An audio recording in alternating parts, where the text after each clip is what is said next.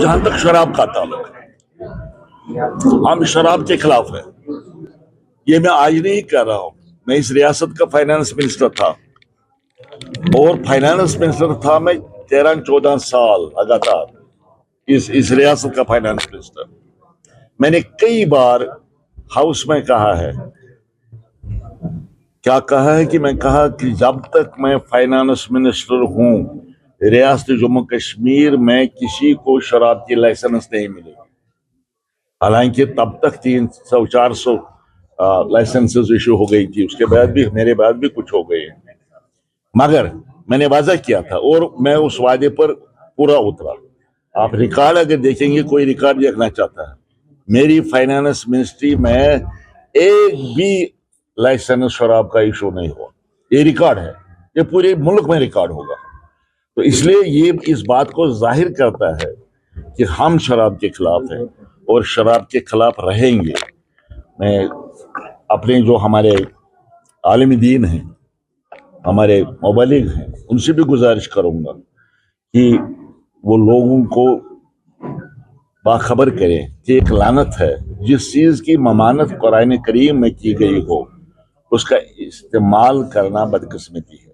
और हमें इस मुस्लिम मेजॉरिटी तो हमें हम सबको एहतराम करना चाहिए, जो कुरानी हुक्म है उसका एहतराम करना चाहिए, इस पर चलना चाहिए, इस लानत से, इस बिदअत से दूर रहना चाहिए।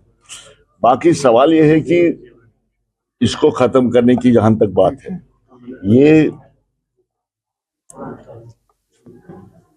फैसला ऐवान को कर रहा है, असेंबली को कर रहा है। एक बार जब मेरी फाइनेंस मिनिस्ट्री के दौरान मेंबरान ने ये डिमांड की है कि इस पर बैन लगाया जाना चाहिए, कुछ 2-3 मेंबरों ने कहा था, असेंबली का रिकॉर्ड बताएगा। मैंने उसी वक्त कहा कि जो मेंबरान, असेंबली के मेंबरान इसके हक में है, मेजॉरिटी होनी चाहिए किसी फैसले के, कोई फैसला लेने के लिए मेजॉरिटी होनी चाहिए असेंबली में, मेजॉरिटी वो फैसला करनी चाहिए। मैंने कहा उठो जो लोग इसके खिलाफ हैं, बदकिस्मती से उस वक्त इसके खिलाफ वोट देने वालों की तादाद बहुत ही कम थी। शराब को खत्म करने वाली की जो बात मैंने की है, मैंने कहा बताओ कितने लोग इसके हक में, बहुत कम लोग हक में निकले वहां पर, इसलिए वो फैसला उस वक्त हो नहीं पाया है।